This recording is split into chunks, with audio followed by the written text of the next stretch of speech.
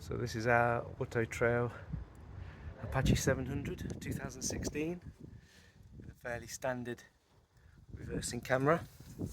We've been having problems with it, with interference and not working at all, just a blue screen on the head unit.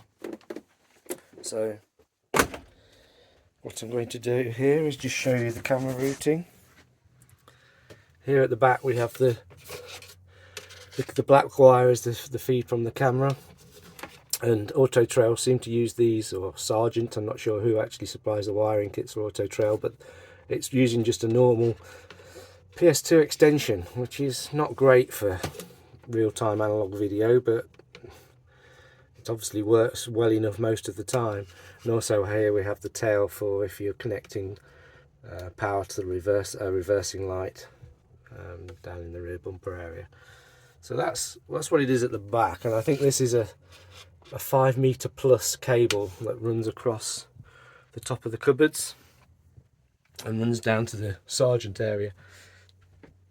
So here we have this cable here, that's the short end, if you like, that's running down here.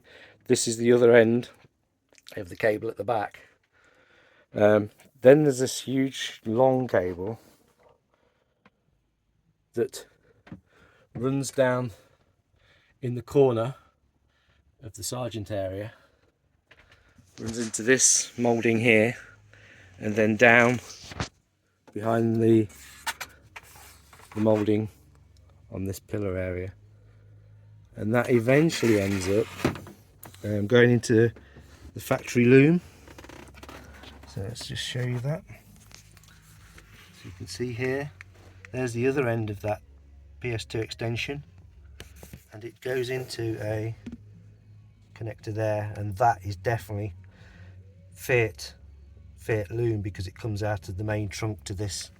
I think this is actually a conversion panel, and you specify this on the vehicles that they want to be converted. So it's got things for like your main power. You can see the big black and red feed. I think that's to the Sargent, and other interfaces are there as well. But that one there is the PS2. There's a PS2 conversion lead. If I just show you that. There you go. There's a better shot of that now. So there's a little tail there that converts to the factory loom. But my concern is the length of this. You know, there's two huge lengths of PS2 cable, and on this end, from the Sargent to the Fiat loom, it's just overly long. It doesn't need to be this long. So I'm thinking of just pulling this trim and dropping this and pulling a shorter cable through. You can see at the moment the camera is working, but you touch any of these joints and it all seems a bit, you separate these joints and it's not great. It flickers and all sorts. So yeah, we don't need all of that cable. I mean, I did think it was the camera, and I was going to have to hack the camera out of the back, because the moulding at the back end, the camera's well embedded, and there's a sealant that glues the camera into place, and there's a panel, and that usually gets broken if you try and remove it. But just by fiddling with these points, and I've used a small amount of WD on the joints and inserted them in and out multiple times until we seem to have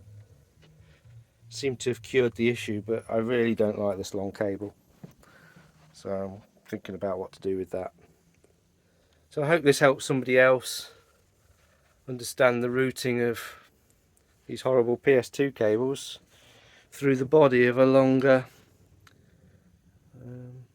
Autotrail motorhome. Hope it helps.